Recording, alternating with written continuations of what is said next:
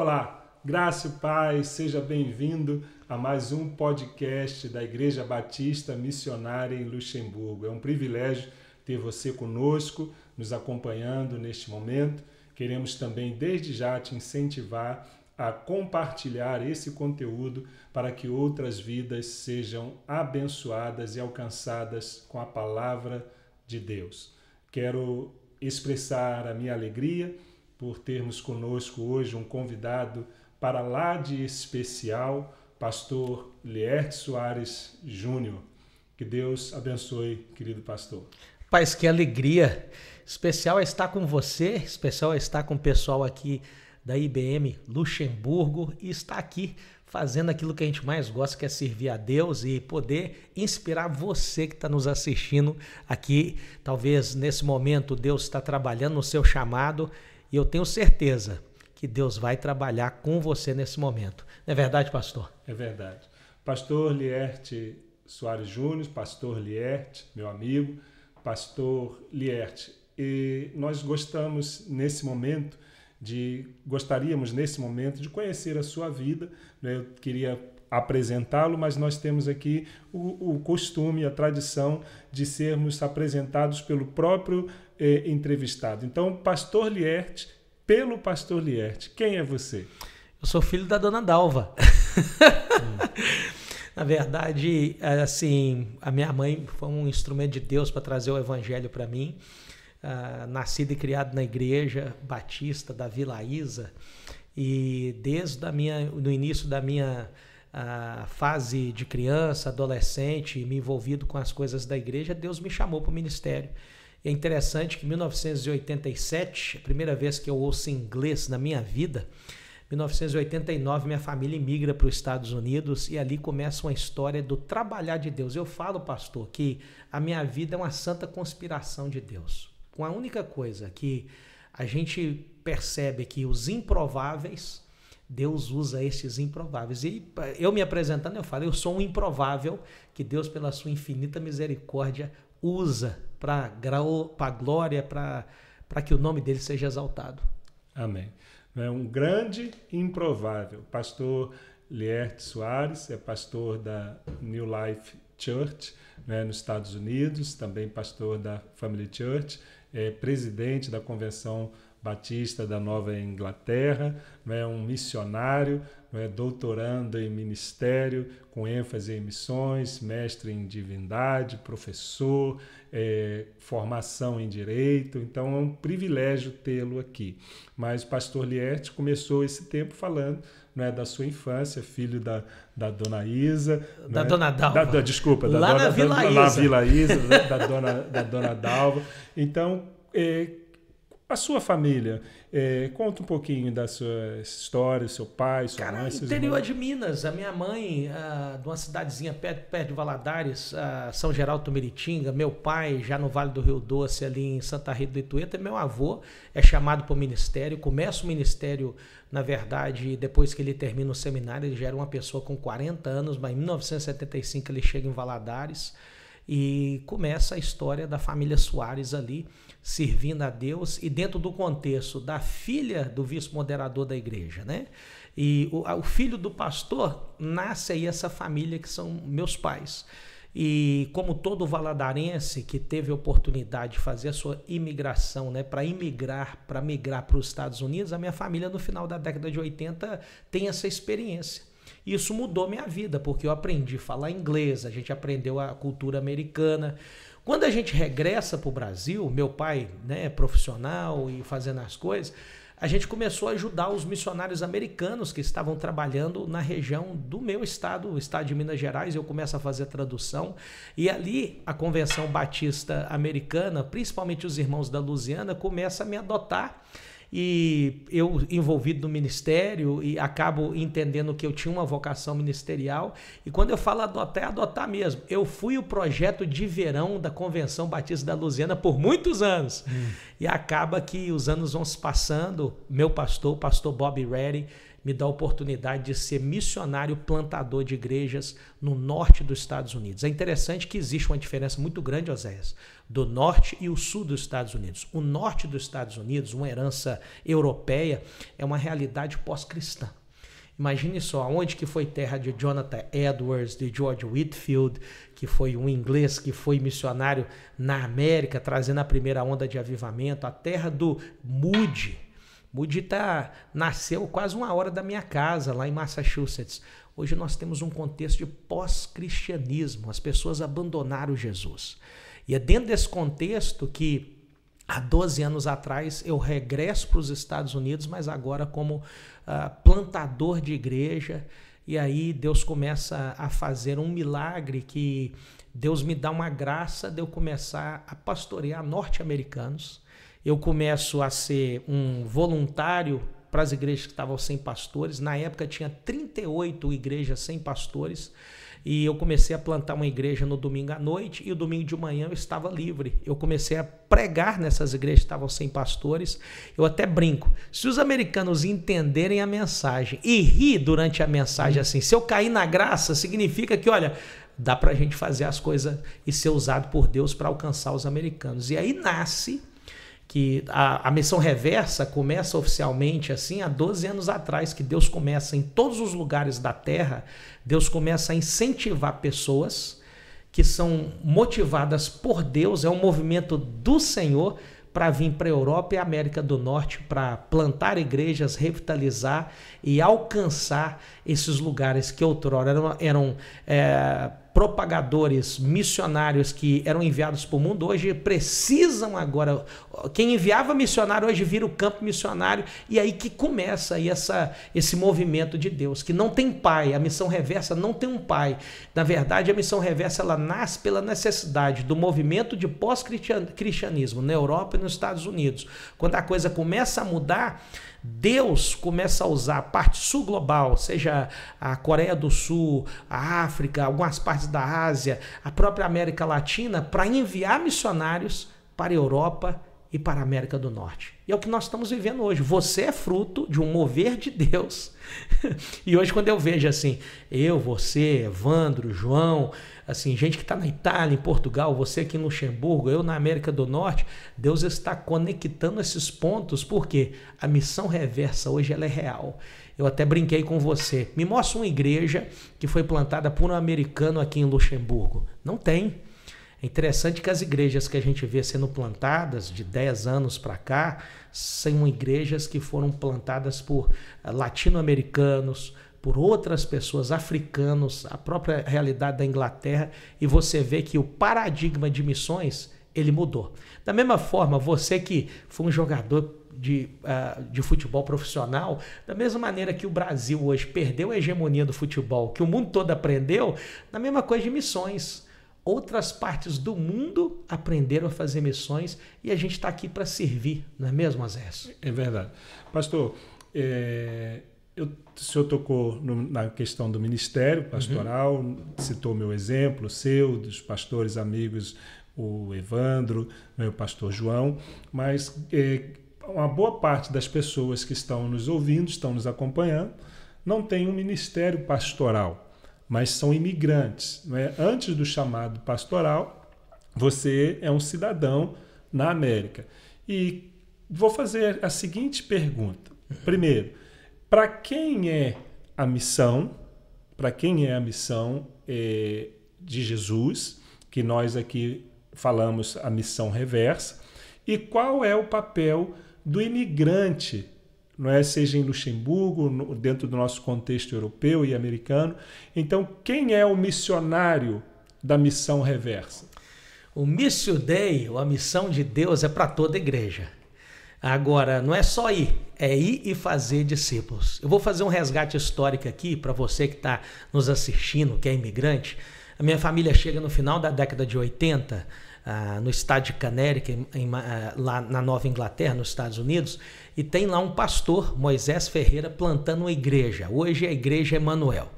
A nossa família, que era uma família imigrante, naquele primeiro momento, nós ajudamos aquele pastor a plantar aquela igreja. A gente estava lá para servir a igreja, nós estávamos lá para convidar a pessoa para vir para a igreja para fazer alguma coisa. O imigrante, entenda uma coisa, em Atos capítulo 17, a Bíblia deixa clara que Deus é que move as pessoas. Eu entendo que todo imigrante, o movimento inteiro da diáspora no mundo é Deus tirando pessoas de um território e levando para outras. Aquela mesma história que aconteceu com Abraão em Gênesis 12, que Deus tira ele de Ur e fala com ele, vai para Canaã, ela está acontecendo com você que está nos assistindo. E quando você vem para a um lugar no exterior, Deus entrega para você fazer a missão. E entender, cada um de nós fazemos parte do corpo de Cristo. Deus levanta o pastor Zéias aqui em Luxemburgo e Deus levantou você que está aqui em Luxemburgo, que faz parte do ministério dele, ou você de outra parte do mundo. Agora, cada um de nós, essa missão ela acontece a partir da igreja, que na verdade é todo o povo. Cada um na sua função, é um time, né, pastor Zéias? Eu sou muito fã de futebol, gente, e para mim, assim, tá com o pastor Zéias, eu sempre gosto de levar a narrativa do futebol, porque um time tem que estar organizado. Um time tem um setor ofensivo, defensivo, o meio de armação, enfim, a igreja da mesma forma. Nós entendemos que o corpo de Cristo, o cabeça é Cristo, mas cada um de nós pode participar da missão. E principalmente quando nós aprendemos a contextualizar. Não é trazer o Brasil para Luxemburgo, o Brasil para os Estados Unidos, por mais que a gente tenha vínculo, amor, carinho pela nossa nação de origem, mas agora é hora da gente entender e aprender com o apóstolo Paulo de fazer fraco para ganhar o fraco, de fazer judeu para ganhar o judeu e de fazer o quê? Custe o que custar, por amor às pessoas e ao evangelho de Jesus. Nos esforçar para adaptarmos e para aproveitar essa experiência fora do nosso contexto de nacionalidade, entender aonde eu estou, eu vou ser igreja para este lugar e para esse povo que está aqui. Eu vejo que a missão de Deus, ela é para todos nós, pastor. Não, resposta extraordinária. Eu gosto de dois textos, um aplicado à minha vida enquanto pastor, mas que está ligado à obra ministerial. Efésios 4, vai nos dizer que nós somos chamados, Deus escolheu alguns, para capacitar os santos para a obra do seu ministério. Então, eu entendo que cada cristão, cada discípulo de Jesus é um missionário. E um texto que eu gosto muito é Atos capítulo 11, quando a Bíblia nos diz que houve uma dispersão e algumas pessoas falavam do amor de Deus somente para os judeus.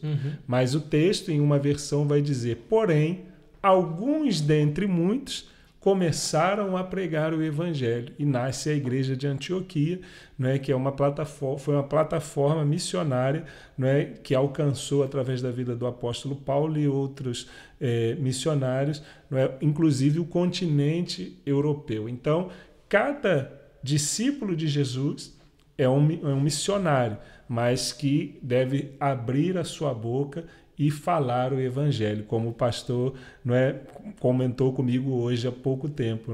Levante-se e fale. Então, qual é a mensagem que o pastor Lierte poderia compartilhar para essa pessoa que está nos ouvindo, nos acompanhando, dentro do seu contexto, seja na construção civil, no transporte público, na família? Qual deve ser o posicionamento dessa pessoa no seu campo missionário? Interessante que nós somos criaturas de hábitos. E esses hábitos, eles na verdade constroem valores, fundamentos que tornam verdadeiras culturas operando dentro de nós. Se você é um discípulo de Jesus, vai e fale. E esse vai e fale convide pessoas para a sua comunidade local. A gente tem que colocar uma cultura de convite. Tem muita gente que não vem porque não foi convidado. Tem muita gente que não conhece porque não foi contado, não foi falado.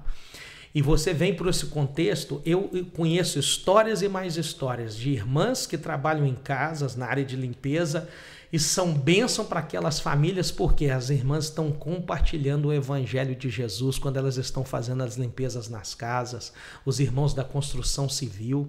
E uma das coisas que acontece muito no contexto fora do Brasil é a questão da solidão. E a solidão não só no contexto de fora do Brasil. Hoje, o maior mal, pastor Zés, dos Estados Unidos é a solidão. E é interessante que a solidão às vezes acontecia com aquela pessoa que estava com mais de 60 anos, né? A síndrome do ninho vazio. Não, até mesmo nos jovens. A geração Z hoje, o maior problema deles é a solidão. A geração que está mais conectada, ela está mais solitária.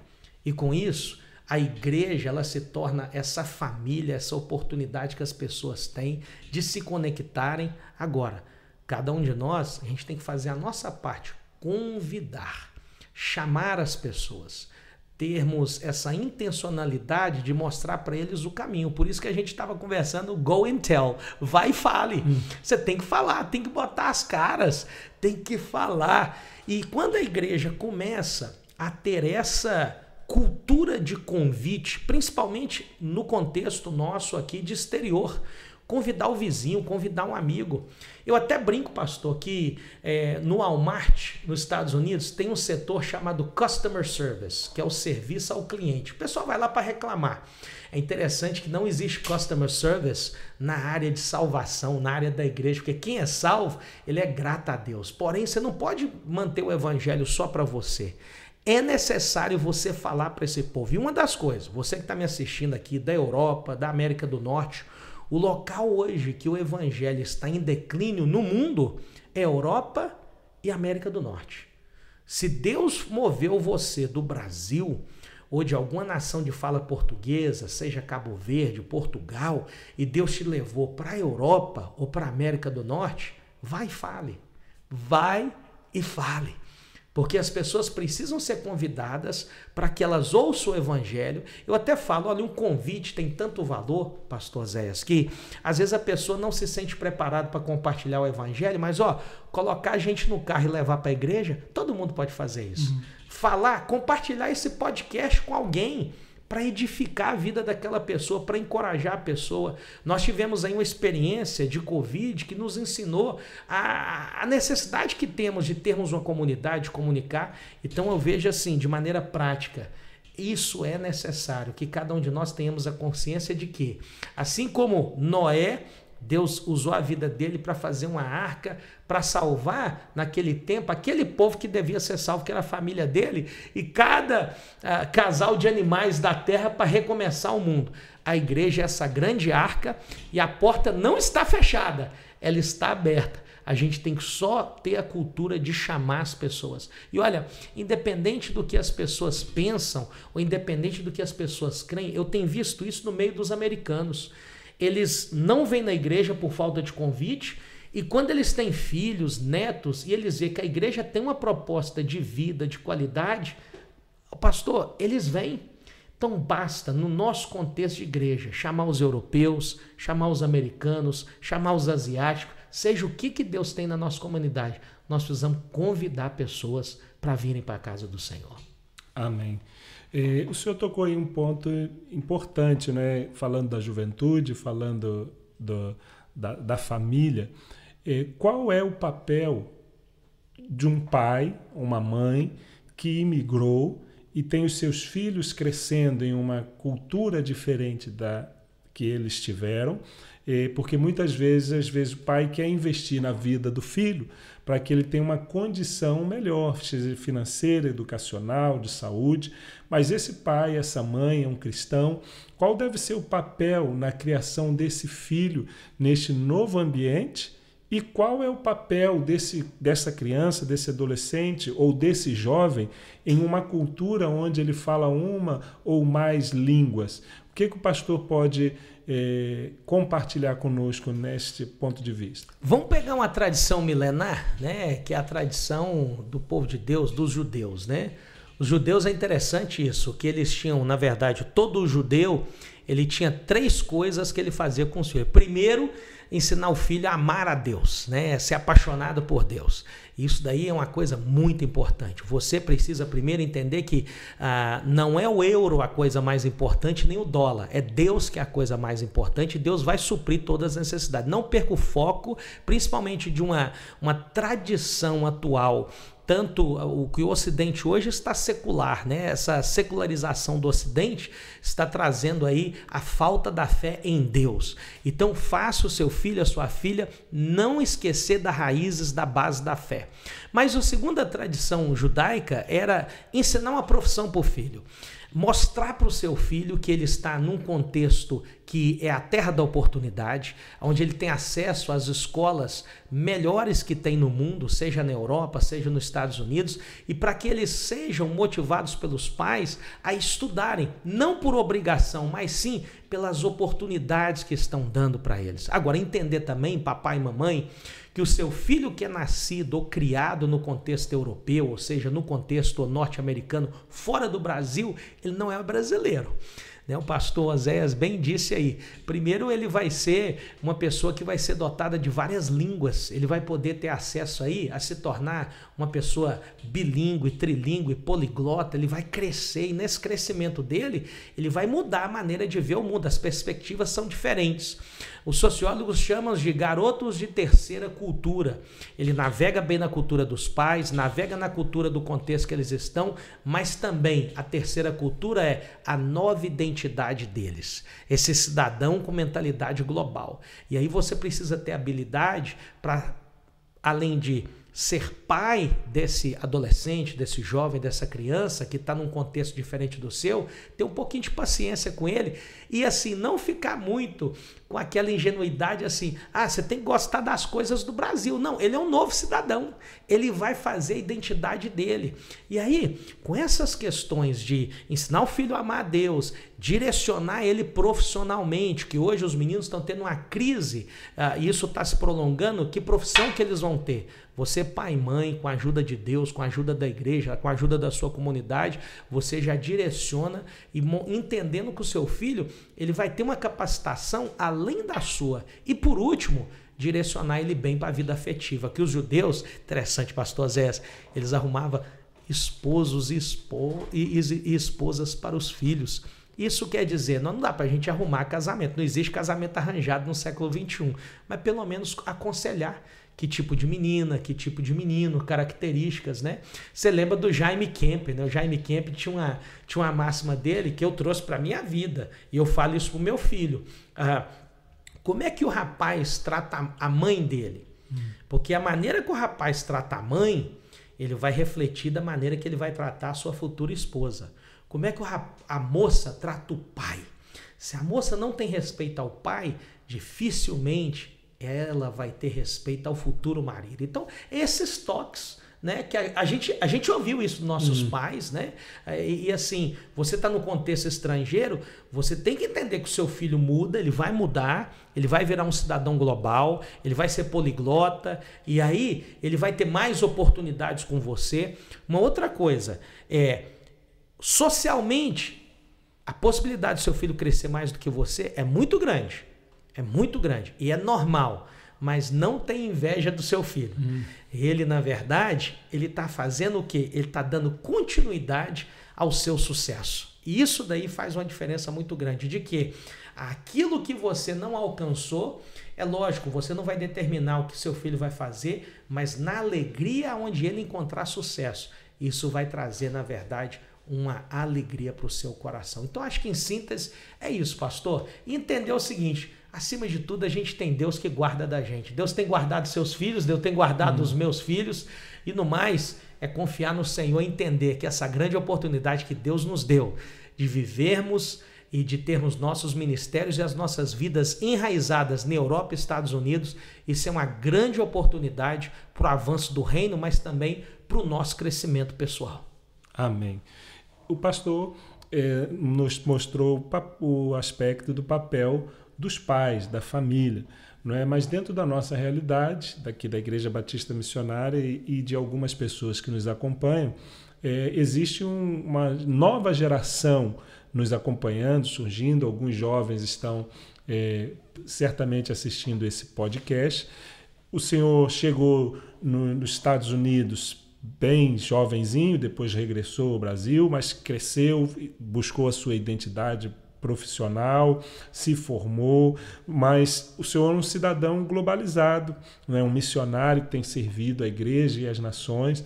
E qual é, então, o papel deste jovem imigrante? Por que Deus o levou ou fez com que ele nascesse em um país estrangeiro? Para quê? Para ganhar dinheiro? Para crescer somente socialmente, educação, na sua vida acadêmica? Qual é o papel desse jovem que está inserido dentro do contexto imigratório? Boa manifestação aqui, porque tudo que nós fazemos é para a glória de Deus. Não é para o nosso nome ser lembrado, para que as nossas contas bancárias venham aí crescer, mas sim, tudo é para a glória de Deus. Esse jovem, a função dele, primeiro, se prepare, mas prepare mesmo, estude, aproveita todas as oportunidades que você tiver e vai cavando mais oportunidades, porque o jovem imigrante, ele tem que entender que ele tem uma oportunidade, mas ele precisa fazer mais. Porque no meu contexto, quando eu cheguei na América, quer dizer, o americano, as portas já estavam abertas para ele. Chega o imigrante, as portas abrem, mas se você tiver a oportunidade de estudar um pouquinho mais do que o dono da terra, isso não vai fazer mal para você, ao contrário. Se ele anda uma milha e você andar 2, você vai ter muito mais condição de êxito, de sucesso do que aquela pessoa que ficou para trás. A pessoa fez uma graduação, então faça o mestrado. A pessoa fez um mestrado, então vai para o doutorado. Por quê? A cada milha que você anda, mais você se consolida com aquilo que Deus te proporciona de treinamento. Porém, isso não é para o seu ego, é para a glória de Deus. Porque muitas das vezes o imigrante ele tem uma experiência diferente do dono da terra, porque o imigrante não tem aquela história dos pais que fizeram aquele sacrifício, aquela história dos pais que vieram de um lugar mais simples. E isso pode ser usado para você que é jovem que está me assistindo, como algo que vai motivar você para ir para a segunda milha, para ir para o segundo quilômetro, para andar mais. E isso faz com que você, além de se esforçar mais profissionalmente, que você se esforce também mais a nível de igreja. Porque você vira uma pessoa que tem habilidades para alcançar o povo da terra. Entenda, tudo é para a glória de Deus. E esse glória de Deus significa salvação.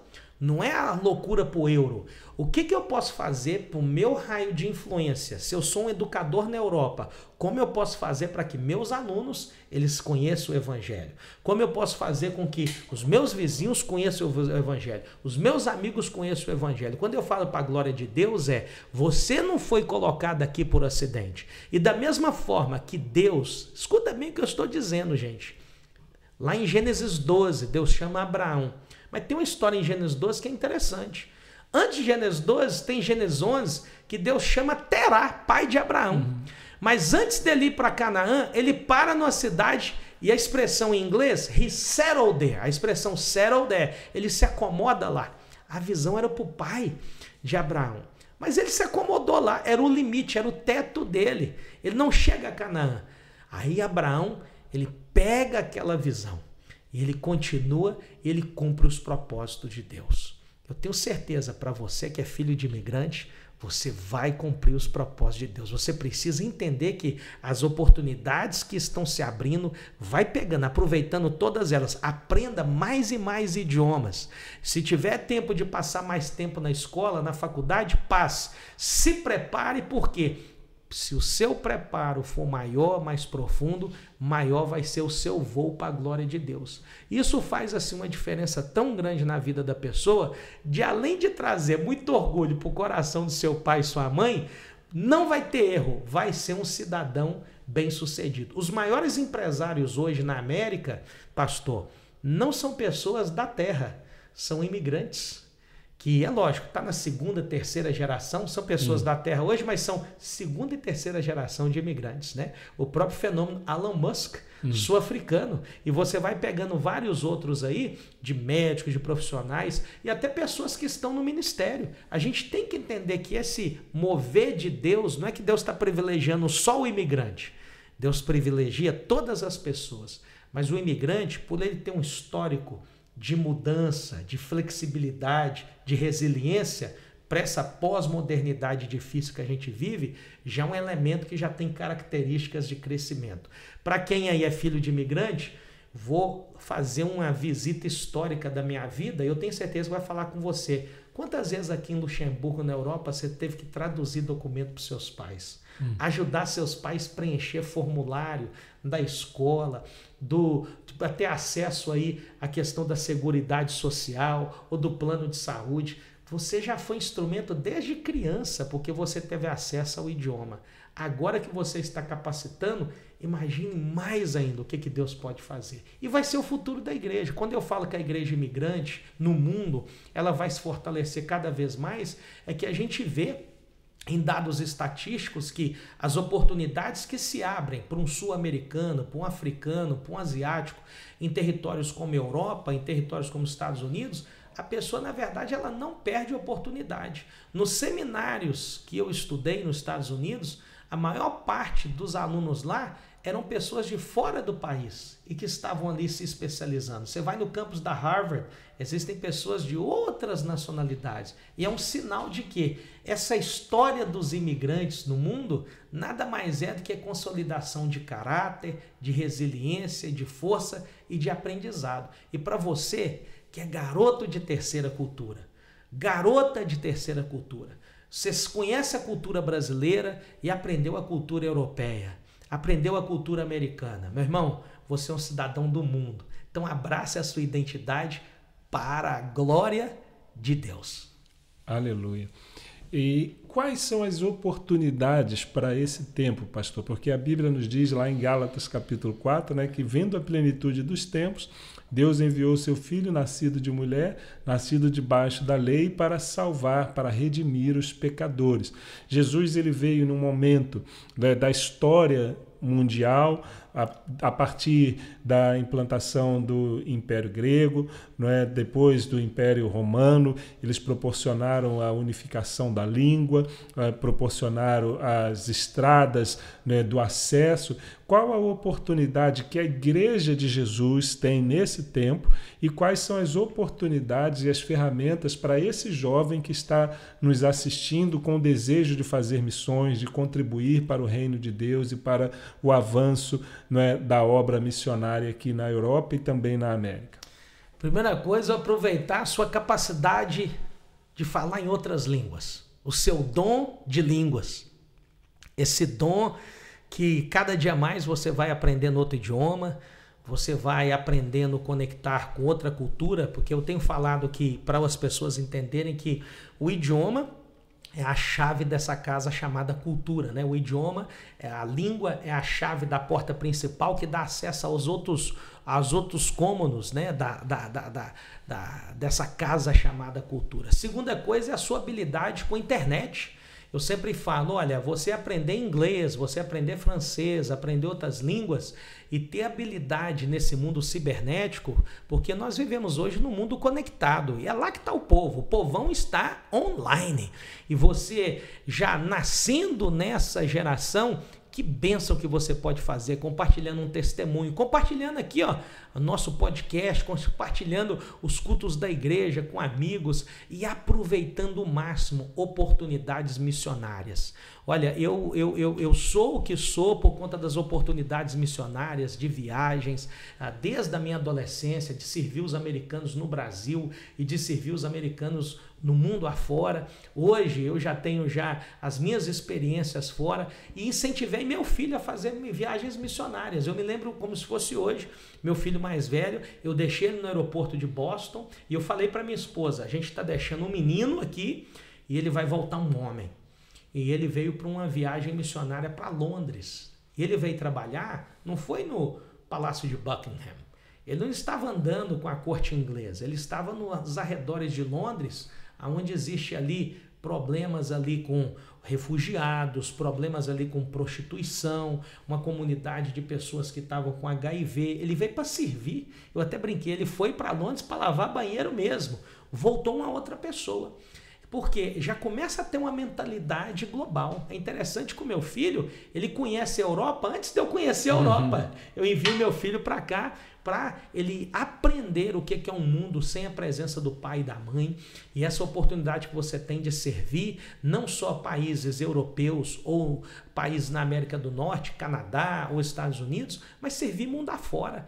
Você ir para o contexto asiático, entender como é que é aquele contexto milenar, você chegar num país distante da nossa cultura, igual a Índia, entender que mesmo em meio às dificuldades financeiras, é terra de povo feliz. E essa questão de você ir aonde Deus abrir as portas e você se permitir servir nesses lugares, é uma benção. Agora, tudo começa, pastor Oséias, dentro da igreja local, dentro da sua comunidade. Porque a gente vai para o mundo, mas olha, para ser enviado, tem que ser missionário dentro da casa da gente. Essa era a minha próxima pergunta.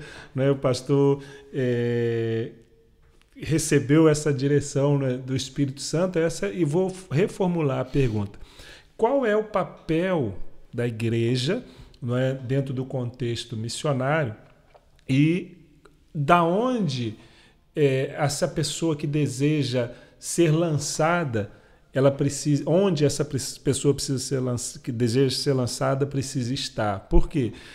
Dentro do mundo, né, globalizado, nós temos muitas informações e as pessoas hoje entendem, eu vou fazer um curso na internet e vou ser missionário, eu não preciso de igreja, eu não preciso estar em comunhão, e se aventuram a fazer a obra de Deus, né, de forma independente. Então, essa pessoa que está nos ouvindo, que tem o desejo de servir, de fazer a obra de Deus, tem consciência do seu chamado, é possível fazer a obra de Deus plenamente fora do contexto da igreja?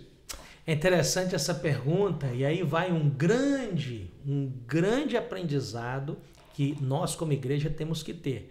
O missionário, ele é enviado, não por ele mesmo. E eu vou ainda ser mais enfático, nem por agência missionária. Vou dizer mais uma vez, o missionário não pode ser enviado nem por ele mesmo e nem por agência missionária. A igreja que envia. É a igreja que vai interceder por esse missionário, é a igreja que vai orar por ele, a igreja que vai fazer. Você que quer ir por agência missionária, a agência missionária vê você só como um número, só como mais um, ou então uma fotografia para levantar fundos por você. Agora, um pastor, uma igreja que te envia, eu já estou no campo missionário já há mais de 12 anos. Eu tenho uma igreja que me enviou. Aliás, eu tenho 2 igrejas que me enviaram, uma do Brasil e uma na América do Norte. Eu ainda tenho vínculo com os meus pastores. Eu ainda converso com meus pastores. Os meus pastores vêm no campo me visitar. E essa relação, ela traz o quê? Ela traz bênção para a vida da gente. Missionário não pode ser freelancer. E uma coisa, você começa a ser missionário, não é quando a igreja te envia, não. Quando a igreja te envia, já é fruto do resultado de um trabalhar de Deus, da igreja reconhecer, de um trabalhar de Deus e de anos da sua vida dedicados a ela. Missionários que você pergunta, quem é que te enviou? Engasga na fala, não sabe falar ou não pode voltar aonde ele foi enviado, a porta que eu passei, eu posso voltar por ela. A primeira pergunta que a gente tem que fazer, o missionário que não pode voltar com a porta que ele passou, opa, tem uma coisa errada aí, tem uma coisa mal resolvida. Por que isso? Porque um dia, missionário, você vai envelhecer, onde é que você vai voltar? E quando você voltar, se você não tiver vínculo, se você não tiver relacionamento, porque se você voltar um dia, tem missionários que são chamados para morrer no campo. Se esse é o seu caso, louvado seja Deus. Mas e os missionários que retornam? E aí você vai ter aquele choque de voltar 20 anos depois. Hoje o mundo está mudando tanto que o contexto que você vive hoje não está demorando 5 anos para mudar, não. É 2, 3 anos já muda o local todo. E aí eu falo a importância que é de você ter um pastor para te pastorear, mesmo de longe. Você ter uma igreja para interceder por você. Você ter um povo que não é uma marca, não é uma agência missionária. Existem agências missionárias, eu já fiz parte de 2 agências missionárias que foram as agências que eu fui treinado, mas o peso de quem me enviou, eu não fui um número da agência missionária. Eu fui um missionário enviado pela Igreja Batista do Calvário na Vila Isa, que se encontra em Governador Valadares, Minas Gerais, e a River of Life Worship Center, que se encontra em Port Vincent, no estado da Louisiana. O pastor José Soares e o pastor Bob Reddy eram igrejas que tinham comunhão e vivência, e eles entenderam que era um projeto missionário, e eles me enviaram para os Estados Unidos. Até hoje eu tenho um vínculo com essas duas igrejas. Até hoje eu sou lembrado, eu recebo pessoas na minha casa que são frutos dessa igreja. E olha, como é que você abandona a sua família? Porque, na verdade, pastor, o missionário sem igreja é uma pessoa sem família. E uma pessoa sem família é uma pessoa que precisa de um trato de Deus. E nós sabemos que sem igreja não tem jeito não. Em Minas, pastor, tinha uma propaganda de um macarrão, né? E esse macarrão era uma marca chamada Mara. E vinha um cara da roça e falava assim, é Mara, sozinho não, que o macarrão pressa com arroz, feijão, com a carninha. Então sozinho, missionário sozinho não, tem que ter igreja. Não é só macarrão Mara não, tem que ter igreja. Missionário tem que ter igreja. Amém. Glória a Deus. A igreja é a base de lançamento da missão. Não é? Uma outra coisa que eu penso ser importante, relevante ouvir do pastor, o senhor é um formador, um discipulador, professor de seminário, professor também de inglês. Qual é o fundamento da preparação, não é, para a obra de Deus, seja no campo missionário ou em outra área? Por que faço essa pergunta? O senhor, melhor do que eu, sabe do conhecimento das coisas rápidas. Não é? O senhor vive num país, não é, que prioriza o fast food, não é? E as coisas são feitas muito rápido. É claro que nós estamos vivendo num tempo de aceleração, mas um jovem, uma pessoa chega na igreja, entende que a igreja é a base da missão, mas se converte, se batiza e já quer assumir uma posição de destaque, uma posição de influência, quer assumir o púlpito, quer assumir a plataforma, não é? E eu, olhando para a vida de Jesus, para a vida do apóstolo Paulo, vejo que eles tiveram um tempo de preparação. Qual é a importância da fundamentação bíblica, teológica, ministerial, para qualquer pessoa que queira trabalhar no reino de Deus em qualquer área? Primeira coisa, a gente vamos voltar de novo para a tradição judaica, né? Por que Jesus só manifesta aos 30 anos o ministério público dele? Primeiro, aquela cultura só levaria a sério uma pessoa adulta. Aquela cultura em especial, ela só, na verdade, levaria a sério alguém que tivesse uma idade adulta. E no judaísmo, e nós temos hoje essa sociedade ocidental que nós vivemos, a fase adulta começa aos 30. É a questão, na verdade, judaico-cristã, que pega esse princípio que a pessoa só chega na fase adulta aos 30 anos. Então o ministério de Jesus começa aos 30 porque ele estava pronto para ser levado a sério. O seu tempo vai chegar. Agora, o seu tempo vai chegar não é você só esperando, é você buscando se formar, é você participando de um grupo pequeno, da escola bíblica dominical.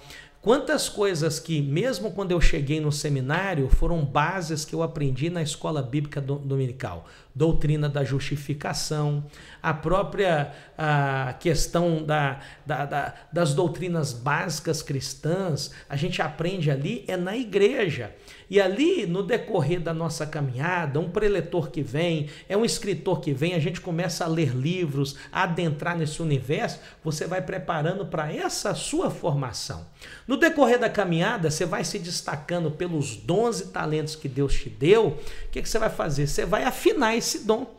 E aí é importante você ter a figura do pastor do seu lado. Esse cara aqui, ó, esse pastorzão aqui, ó, você precisa ouvi-lo, porque ele identifica quais os dons, e hoje tem até questionário de dons, para falar assim, cara, você tem uma facilidade de comunicar, então você vai ser um pregador, um professor de escola bíblica, e você vai pegando amor pelas coisas, e aquilo vai consumindo a sua paixão, aí sim, você entende que você está num processo de eu sou um vocacionado, que é uma coisa, pastor, que está precisando da gente assim começar a falar isso novamente, né? Vocação ou profissão.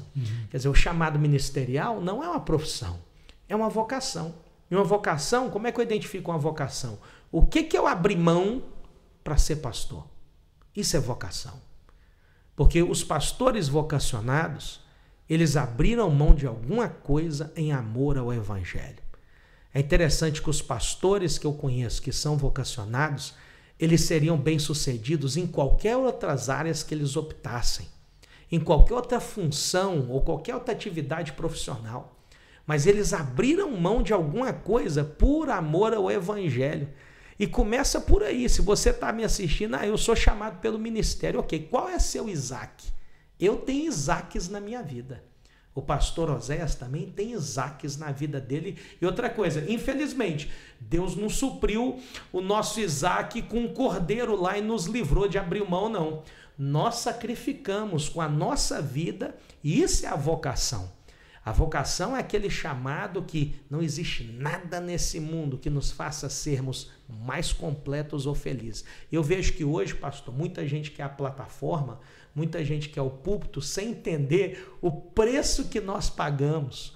Não só semanalmente, mas aquilo que ao longo da vida a gente abriu mão de ser, de ter, por amor a Jesus.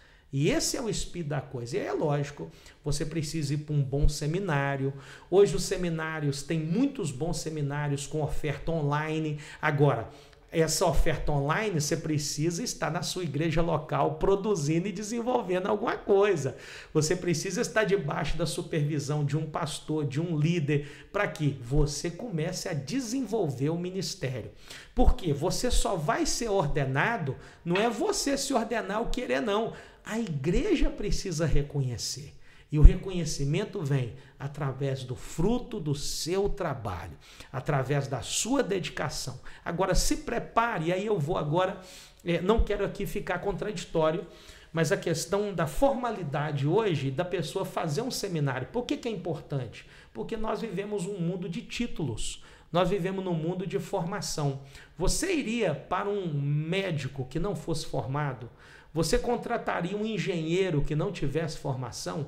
Da mesma forma, você que quer ir para o ministério, tem uma formação de que a sua manifestação bíblica, teológica, ela é fruto de um liceu, ela é fruto de uma escola, ela é fruto de um seminário, ela é fruto de uma faculdade bíblica. Por quê? O mundo hoje tem uma linguagem diferente de 20, 30, 40 anos atrás. E as oportunidades que Deus nos dá quando a gente tem um diploma de uma instituição reconhecida, talvez você pode ser convidado para participar de uma conversa, as pessoas te veem de outro lado. E o futuro eu vejo assim, cada vez mais as pessoas estão atrás de pessoas com expertises. E graças a Deus que os seminários agora estão se organizando. Né? No Brasil teve a questão do MEC agora reconhecer os cursos. Né? Aqui na Europa já era diferente, né? Porque as universidades europeias elas nascem dentro dos seminários. Né?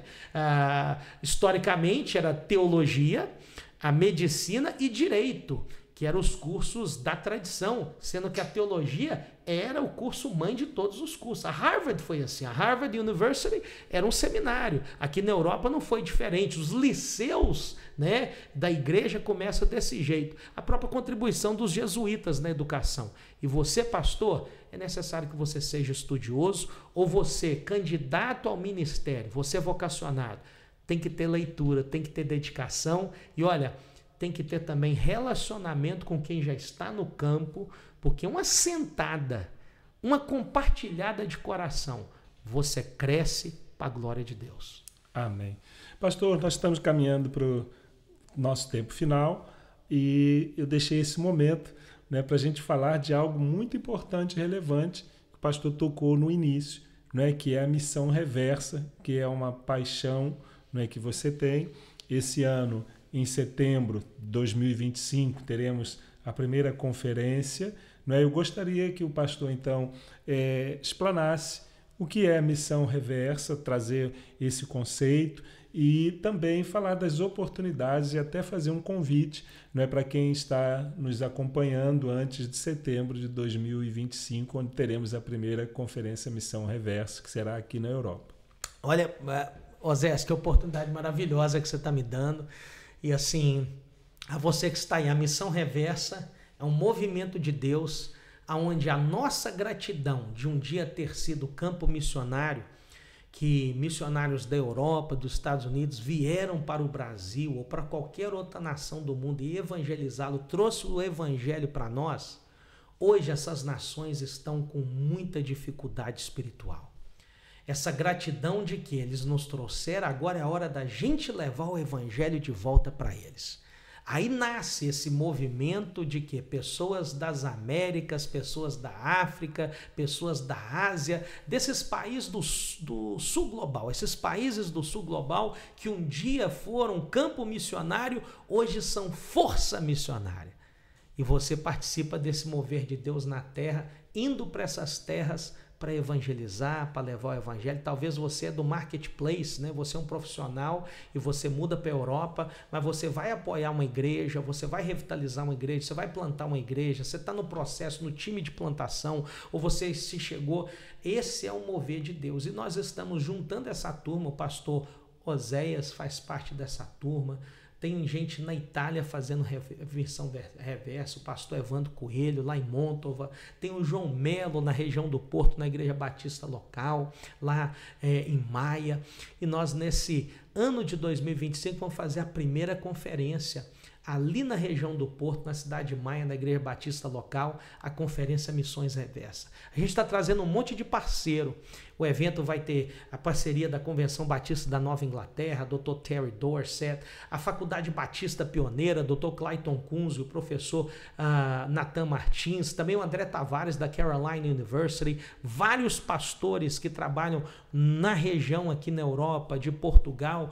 Pastor Osés Luiz também vai estar lá sendo um dos nossos preletores. Vou trazer o pastor Bob, meu pastor, que ele investiu muito em missões no Brasil e entende que a missão reversa é resposta de Deus para a evangelização mundial. Ele vai estar lá. Também o meu amigo pastor Henrique Araújo, lá de Vitória da Conquista da Bahia, é um cara que já faz missão reversa lá na Bahia, no interior da Bahia, com a mega igreja alcançando o mundo.